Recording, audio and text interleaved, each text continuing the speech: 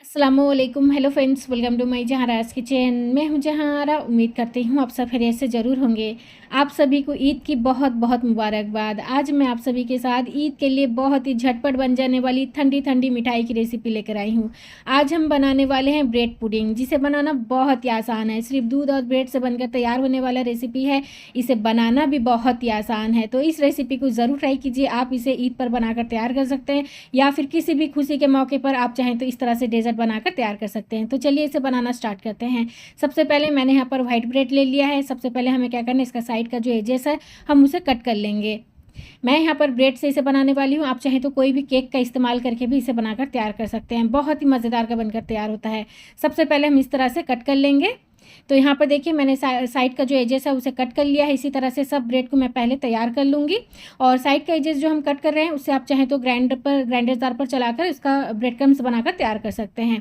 तो यहाँ पर देखिए मैंने 250 ग्राम ब्रेड लिया था, जिसे मैंने इस तरह से स्लाइस में कट कर लिया है। इसका मैंने साइड का एजेस कट कर लिया है। तो सबसे पहले हमें क्या करना है, उसका हम क्रीम बनाएंगे ब्रेड पुडिंग के लिए। यहाँ पर मैंने कढ़ाई पर ले लिया 1/2 लीटर फुल फैट मिल्क। इसी के साथ मैं थोड़ा सा हल्का गर्म दूध निकाल ली हूँ। अब मैं यहाँ पर 3 से 4 चम्मच डाल दूँगी वैनिला कस्टर्ड पाउडर। इसे मैं अच्छी तरह से मिक्स कर लूँगी। जैसे ही दूध अच्छी तरह से खौलने लगेगा हमें इसे डाल देना है दूध पर।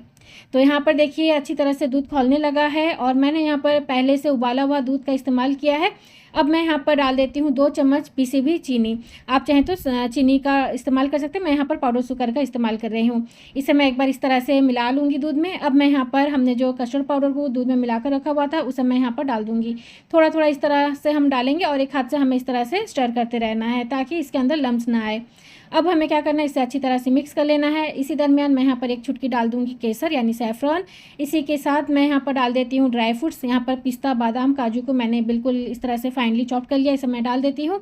इसे हम अच्छी तरह से मिला लेंगे। अब हमें क्या करना है, स्टोव के मीडियम लो फ्लेम पर 3 से 4 मिनट के लिए सभी चीज़ों को पका लेंगे। इसी दरमियान मैं यहाँ पर केसर फूड कलर डाल देती हूँ। आप चाहें तो डालें या फिर से स्किप भी कर सकते हैं, इससे कलर अच्छा आता है।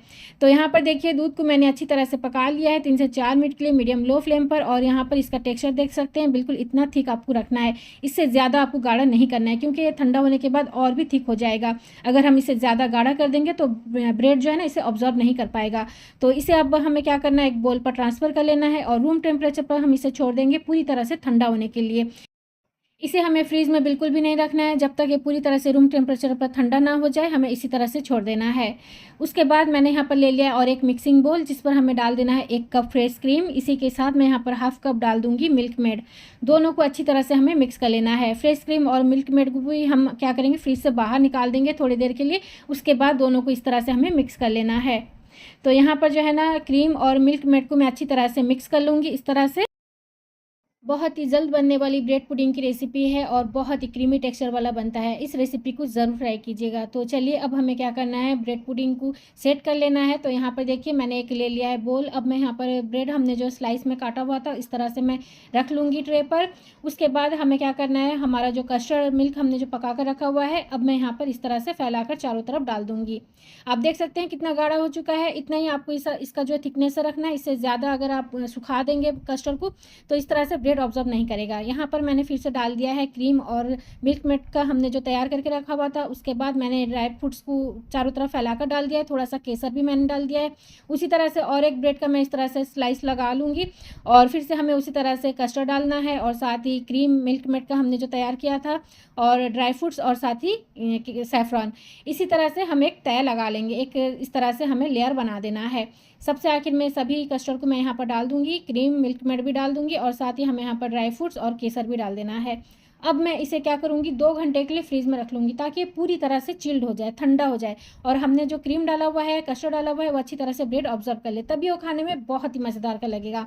तो यहाँ पर देखिए 2 घंटा हो चुका है। अब मैं इसे कट करके आप लोगों को दिखा देती हूँ कितना क्रीमी टेक्सचर वाला ब्रेड पुडिंग बनकर तैयार हुआ है। इस रेसिपी को ज़रूर ट्राई कीजिए, आप सभी को बहुत ही पसंद आएगा। अरबियन रेसिपी है, आप इसे अरबियन ब्रेड पुडिंग बोल सकते हैं या फिर आप इसे ब्रेड की मिठाई भी बोल सकते हैं। बहुत ही मज़ेदार का बनकर तैयार होता है।